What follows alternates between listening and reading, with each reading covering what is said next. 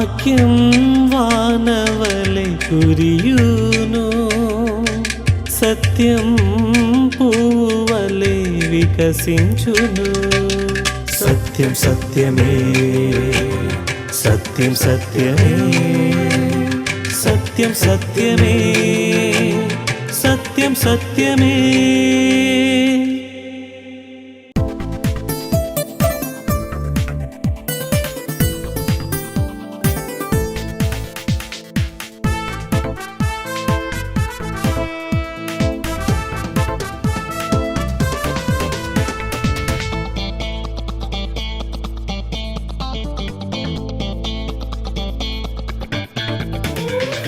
జీవితమనే మజిలీలో యేసయ్యలోనే ఉంది మజా, అసలైన మజా, నిజమైన మజా. జీవితమనే మజిలీలో యేసయ్యలోనే ఉంది మజా, అసలైన మజా, నిజమైన మజా. ఉన్నవాడు అనువాడు ఎల్లకాలం మాట తప్పని మహారాజు, మార్పులేని దేవుండు. నా యేసయ్య మన యేసయ్య, అందరి యేసయ్య. నా యేసయ్య మన యేసయ్య, అందరి యేసయ్య.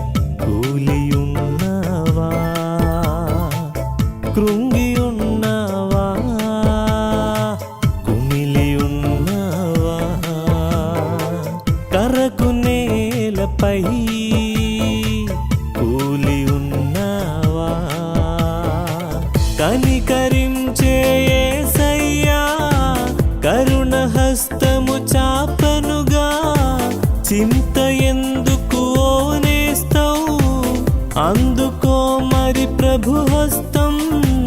నా నేస్తమా యేసుని నమ్ముమా, చింతను వీడుమా.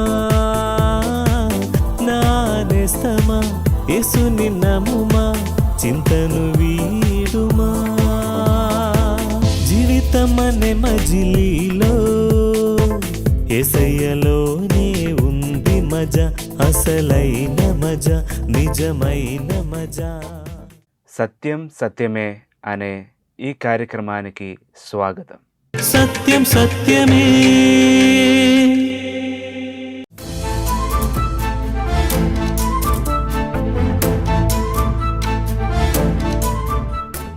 ప్రియమిత్రులారా, మనం ఏం చేసినా దానికి ఒక ఉద్దేశం ఉంటుంది. పర్పస్ అంటాం దాన్ని కదా, పర్పస్ పర్పస్ పర్పస్. మనం ఒక ఊరు వెళ్ళాలంటే ఒక ఉద్దేశంతో వెళ్తాం. మరి అలాంటిది దేవాది దేవుడిని యేసుక్రీస్తు ప్రభు ఈ భూలోకానికి వచ్చేటప్పుడు ఎటువంటి ఉద్దేశం లేకుండా ఉత్తిగా వస్తాడా? సరదాగా వస్తాడా? కాదు కదా. ఖచ్చితంగా కొన్ని ప్రధాన ఉద్దేశాలతో ఆయన వచ్చాడని బైబిల్ మనకి స్పష్టంగా తెలియజేస్తుంది. అయితే ఈరోజు ఆయన మొదటి రాకడ యొక్క 2 ప్రధాన ఉద్దేశాలు మనం చూద్దాం.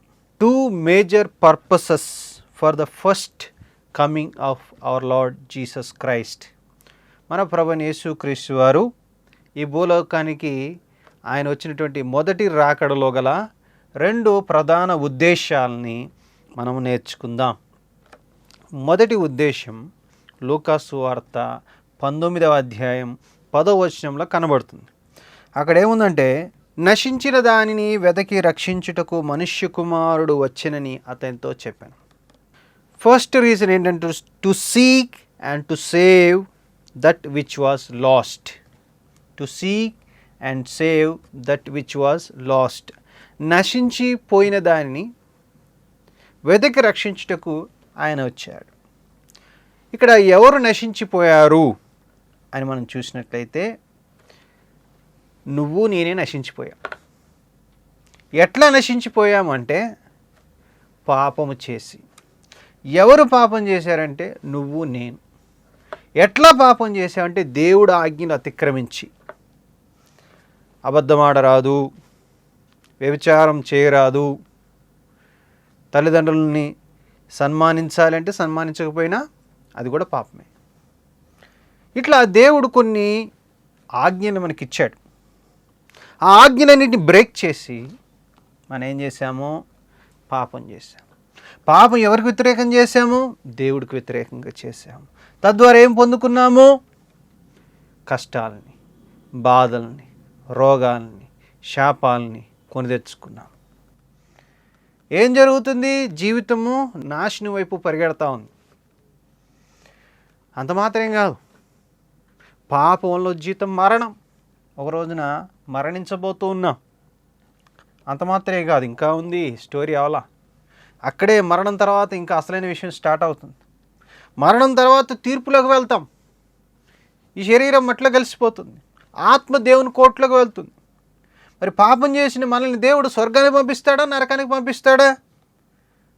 కొంచెం ఆలోచిస్తే నీకు అర్థమైపోతుంది. పాపం చేసినోడు నరకానికే వెళ్ళాలి.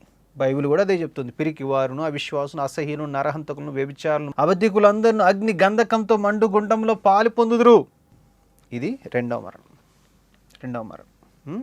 పాపం చేసి దేవుడికి దూరం అయిపోయి ఒకరోజు చనిపోయి దేవుడు తీర్పు గురై ఆ తీర్పులో మనం గమనిస్తే అబద్ధమాడినా చాలు రెండవ మరణాన్ని పొందుకోవాలి. అగ్నిగుండంలోకి వెళ్ళాలి, అంటే నిత్య నరకంలోకి వెళ్ళాలి. ఇది మన పరిస్థితి. ఏం జరుగుతుంది? పాపం చేసిన కాంచి మన లైఫ్లో నాశనం స్టార్ట్ అయింది. ఆ నాశనం ఎక్కడికి వెళ్తుంది తెలుసు? నిత్య నాశనాన్ని తీసుకెళ్తుంది. ఇప్పుడు మనకి ఏం కావాలంటే ఈ నిత్య నాశనం నుంచి విడుదల కావాలి. ఈ నిత్య నాశనం నుంచి తప్పించుకోవాలి. ఎలా జరుగుద్ది? మన వల్ల జరగదు. అందుకే మన వల్ల కాదు కాబట్టే మనం రక్షించడానికి ఆ దేవదేవుడు ఈ లోకానికి మనిషిగా వచ్చాడు. ఆయన ఏ పాపం చేయకుండా పర్ఫెక్ట్గా జీవించాడు. నిన్ను నన్ను నిత్య నాశనం నుంచి విడిపించి నిత్య జీవాన్ని అనుగ్రహించడానికి ఆయన ఏం చేశాడంటే తన ప్రాణాన్ని ఇచ్చేశాడు. శిలువలో తన ప్రాణాన్ని ఇచ్చేశాడు. నా పాపాలని తన మీద వేసుకున్నాడు. ఆయన ఏ పాపం చేయలేదు, ఒక్క పాపం కూడా చేయలే. నా పాపాలని తన మీద వేసుకున్నాడు. నీ కోసం, నా కోసం శిలువలో చనిపోయాడు. నీకు నాకు నిత్య జీవాన్ని ప్రసాదించడం కోసం ఆయన తన ప్రాణాన్ని ఇచ్చేశాడు. నిన్ను నన్ను మరణంలోంచి దాటించడం కోసం ఆయన తన ప్రాణాన్ని ఇచ్చేశాడు.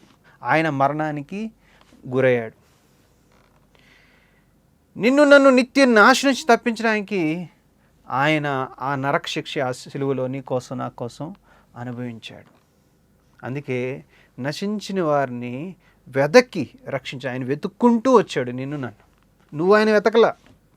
నీకు దేవుడు అంటే ఇంట్రెస్ట్ లేదు. నీ పాపాల్లో నువ్వు సంతోషిస్తూ ఉన్నావు. నాశనానికి సిద్ధంగా ఉన్నావు. నరకం పోవడానికి అంచుల్లో ఉన్నావు, దగ్గరలో ఉన్నావు. నిన్నే వెతుక్కుంటూ వచ్చాడు. ఈరోజు ఈ టీవీ కార్యక్రమం ద్వారా, నా ద్వారా, ఈ వాక్యం ద్వారా దేవుడు తన సందేశాన్ని నీకు అందిస్తున్నాడు. నిన్ను వెతుక్కుంటూ ఆయన ప్రేమ నీ దగ్గరకు వచ్చింది. యేసు ప్రభు నీ కోసం చనిపోయాడు తమ్ముడు. యేసు ప్రభు నీ కోసం చనిపోయాడు చెల్లి. అన్నా నీ కోసం యేసు ప్రభు చనిపోయాడు. అక్క, యేసు ప్రభు నీ కోసం చనిపోయాడు. నిన్ను నిత్య నాశనం నుంచి విడిపించడానికి ఆయన తన ప్రాణాన్ని అర్పించాడు. ఈ సత్యం నీకు అర్థమవుతుందా? ఆయన చనిపోవడం మాత్రంగా సమాధి చేయబడి 3వ రోజున తిరిగి లేచి నిజదేవుడని నిరూపించుకున్నాడు. నీవు కూడా ప్రభుని యేసుక్రీస్తునందు విశ్వాసం ఉంచినట్లయితే నువ్వు చనిపోయినను మరలా తిరిగి ఆయన వల్లే తిరిగి లేపబడతావు.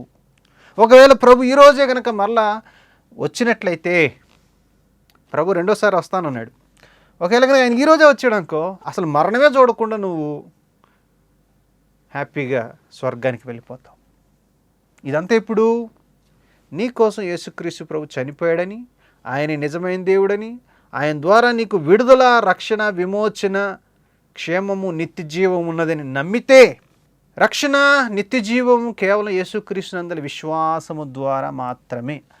యోహాను సువార్త 3:16లో దేవుడు లోకమును ఎంతో ప్రేమించాడు కాగా తన అద్వితీయ కుమారునిగా పుట్టిన వాని యందు విశ్వాసముంచి ప్రతి వాడును నశింపక నిత్య జీవం పొందినట్లు ఆయనను అనుగ్రహించను. అంటే ఇక్కడ మీరు గమనించాలి, యేసుప్రభువు నమ్మితే మనకి ఏమొస్తుందంటే నాశనం నుంచి తప్పించుకొని నిత్య జీవంలోకి మనం ప్రవేశిస్తాం, నిత్య జీవాన్ని పొందుకుంటాం. అది కేవలం జీవప్రదాత అయిన యేసుని నమ్ముకోవడం ద్వారా, దేవుడు పంపించిన తన కుమారుని నమ్ముకోవడం ద్వారా. ఇందులో దేవుడు ప్రేమ నీ పట్ల కనబడుతూ ఉంది. దేవుడు నిన్ను ప్రేమిస్తూ ఉన్నాడు. ఎంతకాలం నాశనం అయిపోతే ఇంకా పాపాలు చేసుకుంటూ, ఎంతకాలం ఎవరిని మోసం చేద్దాం అనుకుంటున్నావు? మీ ఇంట్లో వాళ్ళు మోసం చేయొచ్చు, పోలీసులు మోసం చేయొచ్చు, అధికారులు మోసం చేయొచ్చు, మీ ఆఫీసర్స్ని మోసం చేయొచ్చు, నీ కొలీగ్స్ని మోసం చేయొచ్చు, మీ ఇంటి పక్కన మోసం చేయొచ్చు. కానీ దేవుడు కళ్ళు కప్పగలవా? దేవుడిని మోసం చేయగలవా? దేవుడి దగ్గర నుంచి నువ్వు తప్పించుకోగలవా? దయచేసి రిపెంట్, పశ్చాత్తాపడు, మారు మనస్సు పొందు, దేవుడి వైపు తిరుగు, దేవుని క్షమాపణ అడుగు. ఆయనను క్షమించి నాశనం నుంచి విడిపించి నిత్య జీవాన్ని అనుగ్రహిస్తాడు. అంత మంచివాడు యేసు ప్రభు. ఆయన వద్దకు వచ్చి ప్రతి ఒక్కరిని అంగీకరించేవాడు, ఎవరిని కూడా ఆయన తృణీకరించడం. నువ్వు ఎలాంటి వాడివైనా సరే, నువ్వు ఎలాంటి దానివైనా సరే, ప్రభు నిన్ను క్షమించడానికి సిద్ధంగా ఉన్నారు. అది ఆయన ప్రేమ నీ పట్ల. ప్రభు ఈ లోకానికి వచ్చిన రెండవ ఉద్దేశం ఏంటంటే టు బిల్డ్ హిస్ చర్చ్. తన సంఘాన్ని కట్టడానికి యేసు ప్రభు వారు ఈ లోకానికి రావడం జరిగింది.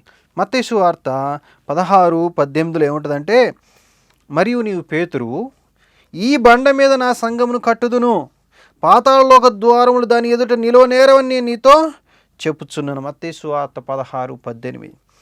I will build my church. నేను నా సంఘాన్ని ఏం చేస్తాను? కడతాను అంటున్నాడు ప్రభు. అంటే ప్రభు ఈ లోకానికి వచ్చింది దేనికోసం అంట? తన సంఘాన్ని కట్టడానికి. ఒకటి, రక్షించడానికి నిన్ను నన్ను. రెండవది, తన సంఘాన్ని కట్టడానికి.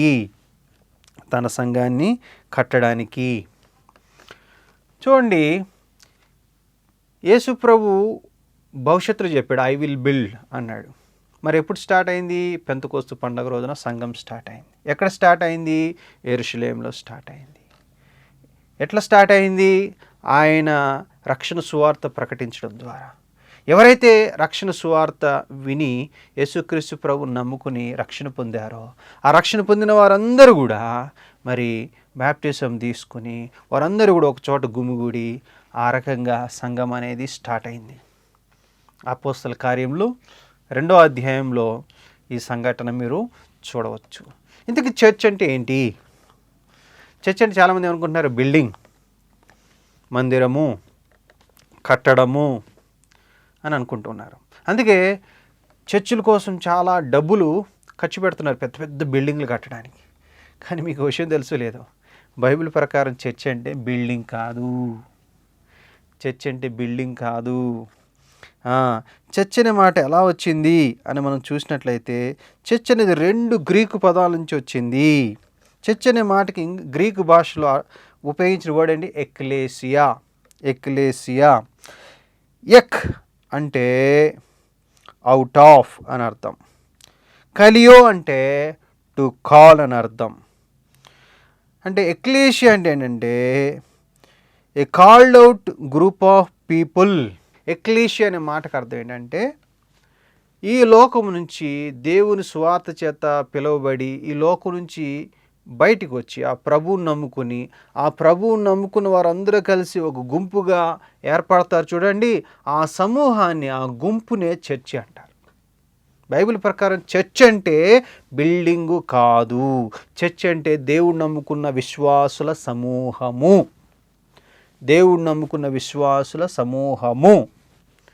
అంటే దేవుడు నమ్ముకున్న విశ్వాసులందరూ ఒక చోట కూడుకుంటారు. ఆ కూడికిన ఆ యొక్క సమూహాన్ని, ఆ యొక్క గుంపుని ఏమంటారు? దాన్ని చర్చ్ అంటారు. అంటే చర్చ్ అంటే నువ్వు నేను మనందరం కలిసి ఒక చోట కూడుకుంటే అదే చర్చ్. ఇప్పుడు మనకి ఏదన్నా ఒక షెడ్ ఉంది, అక్కడ కూడుకుంటాం. ఒకవేళ షెడ్ కూడా లేదు, ఒక చెట్టు కింద కూడుకుంటాం, లేదా ఒక నీడలో కూడుకుంటాం. చర్చ్ అంటే బిల్డింగ్ కాదండి. చర్చ్ అంటే మనం. మీకు సింపుల్ చెప్పాలంటే యేసు ప్రభు ప్రాణం పెట్టి తన స్వరక్తం ఇచ్చి సంఘాన్ని సంపాదించాడు. యేసు ప్రభు తన స్వరక్తాన్ని కార్చి ఆ స్వరక్తం చేత సంఘాన్ని సంపాదించుకున్నాడని అపోస్తల కార్యం 20:28 మనం చూస్తాం. ఇప్పుడు యేసు ప్రభు ఈ మట్టి గోడల కోసం ప్రాణం పెట్టాడా? నీ కోసం నా కోసం ప్రాణం పెట్టాడా? అర్థమవుతుందిగా. ఈ విషయం చాలామంది పాస్టర్లకు కూడా అర్థం కాకపోవడం శోచనీయం. సంఘం అంటే ఎంతసేపు వాళ్ళు కూడా బిల్డింగ్ అనుకుంటున్నారు. ఒక పాస్టర్ అన్నాడు నాతో, అయ్యా నా దగ్గర 20 మంది విశ్వాసులు ఉన్నారు, కానీ నాకు ఇంకా ఏమి లేదు అంటే చర్చి లేదు అంటున్నాడు. అంటే పాస్టర్ గారి దృష్టిలో అర్థం ఏంటి? చర్చ్ అంటే బిల్డింగ్ లేదని అర్థం. వాస్తవానికి మనం చూస్తే బైబిల్ ప్రకారంగా ఆయన దగ్గర 20 మంది ఉన్నారు చూడండి. ఆ 20 మంది విశ్వాసులు చర్చ్. ఆయనకి లేదంటే చర్చ్ కూడుకోవడానికి ఒక స్థలం లేదంతే. ఈ విషయం అర్థం కాక చాలా మంది పాస్టర్లు కూడా ఏం చేస్తున్నారంటే సంఘం అంటే బిల్డింగే అనుకొని పెద్ద స్థలాలు తీసుకుని పెద్ద ఇన్వెస్ట్మెంట్ చేసి పెద్ద భారీ స్ట్రక్చర్లతో కట్టేసి అతి పెద్ద చర్చ్ మాదే అని గొప్పలు చెప్పుకుంటూ ఉన్నారు. వారికి కూడా అర్థం కాని విషయం ఏంటంటే సంఘం అంటే బిల్డింగ్ కాదు, సంఘం అంటే దేవుడు నమ్ముకున్న విశ్వాసం. మీ దగ్గరకు వచ్చే విశ్వాసం చూడు, వాళ్ళు సంఘం, ఆ బిల్డింగ్ కాదండి. కాబట్టి ప్రభు దేనికి వచ్చాడంటే మట్టితో కట్టే లేకపోతే సిమెంట్తో కట్టేటువంటి ఈ గోడలు బిల్డింగ్ల కోసం ఆయన రాలేదు. నిన్ను నన్ను మనందరినీ మన జీవితాలను కట్టడానికి, ఆయన ఆశించిన విధంగా మనల్ని నడిపించడానికి, ఆయన సారూప్యంలో మనల్ని మార్చడానికి ప్రభు ఈ సంఘాన్ని ఏర్పాటు చేశాడు. ఈ 2 ఉద్దేశాలు కూడా మనం ఒకే వాక్యంలో చూడొచ్చు. అపోస్తల కార్యములు 2వ అధ్యాయము లాస్ట్ వచనం అంటే 47వ వచనం చదివితే మనకు అర్థమవుతుంది. ఆనందముతోనూ నిష్కపటమైన హృదయముతోనూ ఆహారం పుచ్చుకొనుచుండిరి, మరియు ప్రభు రక్షణ పొందుచున్న వారిని అనుదినము వారితో చేర్చుచుండెను. చూడండి, ప్రభు రక్షణ పొందుచున్న వారిని అనుదినము వారితో చేర్చును. ప్రభు రోజు రక్షిస్తున్నాడు ప్రజల్ని. అంటే ఆయన మొదటి ఉద్దేశం ప్రజలు రక్షించిన వాళ్ళు ఏం చేస్తున్నాడు? వారితో చేర్చుండు. అంటే ఏంటి? వారితో అంటే చర్చ్తో. ఆల్రెడీ అక్కడ ఉన్న యెరూషలేములో ఉన్న సంఘంతో వాళ్ళని ఏం చేస్తున్నాడు? చేరుస్తూ ఉన్నాడు. రక్షిస్తున్నాడు, సంఘంలో చేరుస్తున్నాడు. ఈ 2 ఉద్దేశాలు ఒకే చోట ఇక్కడ మనం చూడవచ్చు. అంటే ఈ 2 ప్రభు సంబంధించి చాలా విలువైనవి.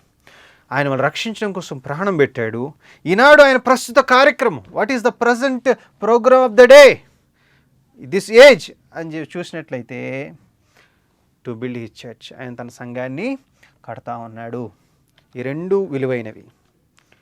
అయితే ఒక సంఘము కూడుకునేటప్పుడు సరదా కూడుకోవడం కాదు, ఒక డెఫినెట్ పర్పస్తో కూడుకోవాలని బైబిల్ సెలవిస్తూ ఉంది. ఏంటా పర్పస్ అంటే అపోస్తల కార్యము 2:42 సంఘముగా వారు ఏర్పడి 4 కార్యాలు చేశారు. అపోస్తల బోధ యందును, సహవాసమందును, రొట్టె విరుచుటందును, ప్రార్థన చేయుటందు ఎడతెగకయుండిరి. సంఘం ఏర్పడిన మొదటి రోజు నుంచి వాళ్ళు 4 కార్యక్రమాలు ఎడతెక్కకుండా చేశారు. ఒకటి అపోస్తల బోధ. అపోస్తల బోధ అంటే అపోస్తలు బోధించిన బోధ. అపోస్తల బోధ అంటే అపోస్తలు మనకిచ్చిన కొత్త నిబంధన బోధ. సంఘంలో ఏముండాలంటే ఈ వాక్యము ఉన్నట్టుగా బోధించబడాలి. ఈనాడేం జరుగుతుంది? కట్టుకథలు చెప్తున్నారు, పిట్టకథలు చెప్తా ఉన్నారు, 4 జోకులేసి 2 పంచ్ డైలాగులు వేసి మోటివేషనల్ స్టోరీ చెప్పేసి పంపించేస్తున్నారు. నిజమైన సంఘంలో ఉండాల్సింది వాక్యానికి పెద్దపీట వేయాలి అక్కడ. రెండోది సహవాసం. ఉదయం పోతున్నారు, మధ్యాహ్నానికి వచ్చేస్తున్నారు. అదే చర్చ్ అనుకున్నారు. నో, చర్చ్ అంటే సహవాసం అనే మాట ఫెలోషిప్ అనే మాట ఎట్లా వచ్చిందంటే ఫెలోస్ ఇన్ ఏ షిప్ అంటే ఒక షిప్లో ప్రయాణం చేస్తున్నటువంటి వారందరినీ ఉద్దేశించి ఆ మాట వచ్చింది. ఫెలోస్ ఇన్ ఏ షిప్ అంటే ఒక షిప్లో మనం చూసినట్టే గమ్యస్థానం ఒకటే ఉంటుంది, దానికి కెప్టెన్ ఒకటే ఉంటాడు. ఒకే నీళ్ళ మీద వాళ్ళు ప్రయాణం చేస్తుంటే ప్రమాదం వస్తే అందరికి ప్రమాదం వచ్చినట్టు, సంతోషం వస్తే అందరికి సంతోషమే. అందరూ ఆ షిప్లో ఉన్న ఫుడ్డే కలిసి అందరు తింటూ ఉంటారు. అంటే కలిసిమెలిసి సమిష్టిగా జీవించే జీవితం. సంఘం అంటే అదే. మనందరి కెప్టెన్ ఒకటే, యేసయ్య. మనందరూ కూడా ఈ లోకమన్నిటిలో ప్రయాణం చేస్తున్నాం. మనందరి గమ్యస్థానం ఆ పరలోకమే. ఈ లోకలు మనందరం కలిసి తోటి సహోదరి సహోదరులు ఒక కుటుంబం కలిసిమెలిసి జీవించాలి. నువ్వు వెళ్ళే సంఘంలో నిన్ను పట్టించుకోవాలి, నీకోసం ప్రార్థన చేసేవారుగా ఉండాలి, నీ కష్ట సుఖాలు తెలుసుకునే వాళ్ళగా ఉండాలి. నీవు బైబిల్ చదువుతున్నావా లేదా, ప్రార్థన చేస్తున్నావా లేదా, ఆత్మీయంగా ఎదుగుతున్నావా లేదా, నువ్వు రక్షణ పొందావా లేదా, ఇవన్నీ కూడా పట్టించుకునే సంఘమే ఉండాలి. అప్పుడే అది సరైన సంఘం అవుతుందండి. మూడవదిగా ప్రభు వల్ల రొట్టె విరవడం. రొట్టె విరవడం యొక్క ఉద్దేశం ఏంటి? ప్రభు చెప్పాడు, నన్ను జ్ఞాపకం చేసుకోవడానికి దీన్ని చేయండి, దీన్ని చేసినప్పుడు నా మరణమును జ్ఞాపకం చేసుకోండి, నా మరణాన్ని ప్రచురించండి, నేను వచ్చేంత వరకు, రెండవ రాకడలో వచ్చేంత వరకు దీన్ని ఆచరించండి, దీన్ని ఆచరించడం మిమ్మల్ని మీరు పరీక్షించుకోండి అని. మీరు చదవండి ఇంటికి వెళ్ళిన తర్వాత, లేకపోతే మీరు ఇంట్లోనే ఉంటారు కాబట్టి బైబిల్ చూసి చదవండి. 1 కొరింథీ 11వ అధ్యాయం మీరు చదవండి. ఈ ఉద్దేశాలన్నీ అక్కడ కనబడతాయి. ప్రభు వాళ్ళ యొక్క ఉద్దేశం, ప్రభు వల్ల ఎట్లా ఆచరించాలి? ప్రభుని జ్ఞాపకం చేసుకోవడానికి ఆచరించాలి, భక్తి శ్రద్ధలతో ఆచరించాలి, సరైన మనల్ని మనం పరీక్ష చేసుకుని ఆచరించాలి. అయోగ్యంగా పాల్గొంటే బలహీనులు కావచ్చు, రోగులు కావచ్చు, మరణం కూడా రావచ్చు. కాబట్టి జాగ్రత్తగా ఉండండి. బైబిల్ మనం చూసినట్లయితే మొదట వాళ్ళు ప్రతిరోజు ప్రభువులను ఆచరించేవారు, ఇంటింటా రొట్టె విరిచేవారు. కానీ అపోస్తల కార్యం 20వ అధ్యాయం 7వ వచనంకి వచ్చి మనం చూసినట్లయితే అక్కడ మారడం జరిగింది. వారానికి ఒక రోజు, అది కూడా ఆదివారానికి మార్చారు. ఆదిమ విశ్వాసులు, మొదటి శతాబ్ద విశ్వాసులు ప్రతి ఆదివారం నాడు రొట్టెను ఆచరించారు. నెలకోసారో వాళ్ళు వీలు కుదిరినప్పుడో ఆచరించలేదు, ప్రతి ఆదివారం ఆచరించారని బైబిల్ మనకి నేర్పిస్తూ ఉన్నది. కాబట్టి ప్రతి ఆదివారం నాడు ప్రభుని జ్ఞాపకం చేసుకోవడానికి రొట్టెను ఆచరించడం చాలా అవసరం. 4వదిగా ప్రేయర్. చూడండి, వ్యక్తిగత ప్రార్థన చాలా అవసరం, చాలా ఇంపార్టెంట్. కానీ ఒంటరిగా నువ్వు క్రైస్తవుడిగా బతకలేవు, ఒంటరిగా నీ లోకంలో నువ్వు దేవుని కొరకు జీవించలేవు. దేవుడు ఒంటరిగా మనం పోరాడాలని దేవుడు కోరుకోవట్లా. దేవుడు మనం రక్షించినప్పుడు మనం దేంతో పోల్చాడంటే చిన్న పిల్లలతో పోల్చాడు. అంటే నువ్వు ఒక శిశువుగా జన్మించావు, కొత్తగా జన్మించావు అనే మాట వాడతారు. దేవుడు మనల్ని ఆత్మీయంగా జన్మింపజేసి తన పిల్లలుగా చేసుకుని అనాథలుగా వదిలిపెట్టలేదు. మనకు కుటుంబం ఇచ్చాడు, దాన్నే చర్చ్ అంటాం. కుటుంబంలో పెరిగిన వ్యక్తి ఆరోగ్యంగా క్షేమకరంగా ఉంటాడు. కుటుంబానికి వెలుపట తల్లిదండ్రులు లేకుండా పెరిగినవాడు, అనాథగా పెరిగినవాడు చాలా పాడైపోయే ప్రమాదం ఉంది. అందుకే దేవుడు ఏం చేశాడంటే మనల్ని అనాథలకు వదిలిపెట్టలేదు, నన్ను రక్షించి ఏం చేశాడంటే తన సంఘం అనే కుటుంబంలో పెట్టాడు. ఆ సంఘం అంతా కలిసి నీకోసం నా కోసం ప్రార్థన చేస్తారు. సంఘ ప్రార్థనతో శక్తివంతమైంది. సంఘం అత్యాసక్తితో ప్రార్థన చేసినప్పుడు ఇనప సంఖ్యలు తెంచబడ్డాయి, ఇనప గేట్లు తెరుచుకున్నాయి, గొప్ప కార్యాలు జరిగినాయి. కాబట్టి సంఘ ప్రార్థన చాలా ఇంపార్టెంట్ అండి. సంఘం నీ కోసం ప్రార్థన చేయడం అవసరం, నీవు సంఘంలో ఇతరుల వ్యక్తుల కోసం ప్రార్థన చేయడం అవసరం, ఆ రకంగా సంఘంలో బలపడడం అవసరం. కాబట్టి నువ్వు వెళ్ళే సంఘంలో ప్రార్థన ఉండాలి, ప్రార్థన గెలివిచ్చే సంఘంగా ఉండాలి. ఒక సంఘం నిజమైన సంఘమా కాదా, వాక్యానుసారమైన సంఘమా కాదంటే 4 టెస్టులు. అక్కడ అపోస్తలు బోధిస్తున్నారా లేదా, 2 అక్కడ సహవాసం ఉందా లేదా, నేను పట్టించుకుంటున్నారా లేదా, అక్కడ కుటుంబ వాతావరణం ఉందా లేదా, 3 అక్కడ ప్రభు రొట్టె ఆచరించబడాలి ప్రతి ఆదివారం. అంటే రొట్టె విరడం ద్వారా, ద్రాక్షరసం ద్వారా ప్రభువుని జ్ఞాపకం చేసుకోవాలి. 4 ప్రార్థన. ఇలాంటి సంఘంలో నువ్వు ఉంటే ఆత్మీయంగా ఎదుగుతావు, చక్కగా ఒక అద్భుతమైన క్రైస్తవుడిగా నువ్వు ఈ లోకంలో జీవించగలుగుతావు. 2 చాలా ఇంపార్టెంట్. రక్షణ పొందడం చాలా ఇంపార్టెంట్, రక్షణ పొందిన తర్వాత వాక్యానుసారమైన సంఘంలో ఉండటం ఇంపార్టెంట్. రక్షణ లేకుండా సంఘానికి వెళ్ళడం ప్రయోజనం లేదు. రక్షించబడి సంఘానికి వెళ్ళకుండా కూడా ఉన్నా కూడా నీవు ఆత్మీయంగా ఎదగలేవు. కాబట్టి 2 ఇంపార్టెంట్. ఈ లోకంలో నిత్య నాశనం నుంచి తప్పించుకుని నిత్య జీవం పొందుకోవాలంటే దానికి ఒకే ఒక మార్గం, యేసుక్రీస్తు ప్రభు యందు విశ్వాసం ఉంచడం. నిన్ను వెతికి రక్షించిన ఆ ప్రభువుని నమ్ముకోవడం, నీకోసం ప్రాణం పెట్టిన ప్రభువుని నమ్ముకోవడం. రక్షణ కేవలం విశ్వాసం ద్వారా మాత్రమే. చర్చికి వెళ్ళడం ద్వారా, బాప్తిసం తీసుకోవడం ద్వారా, ప్రభువుల్లో పాల్గొనడం ద్వారా, లేకపోతే అవి చేయడం ద్వారా, ఈ చేయడం ద్వారా నీకు రక్షణ కలగదు. రక్షణ కేవలం యేసుక్రీస్తు ప్రభు నందు విశ్వాసం ద్వారా మాత్రమే. నువ్వు విశ్వాసం ఉంచావో లేదో పరిశీలన చేసుకో. ఒకవేళ నువ్వు విశ్వాసం ఉంచావు, రక్షణ పొందావు, వెరీ గుడ్. నువ్వు ఖచ్చితంగా వాక్యానుసారమైన సంఘంలో ఉండాలి. ప్రభు కట్టే సంఘంలో ఉండాలి. ప్రభు వచ్చిన తర్వాత తీసుకెళ్లే సంఘంలో నువ్వు ఉండాలి. ప్రభువుని మహింపరిచే సంఘంలో ఉండాలి. మనుషులు మహింపరిచే సంఘంలో కాదు, ప్రభువుని ఘనపరిచే సంఘంలో ఉండాలి.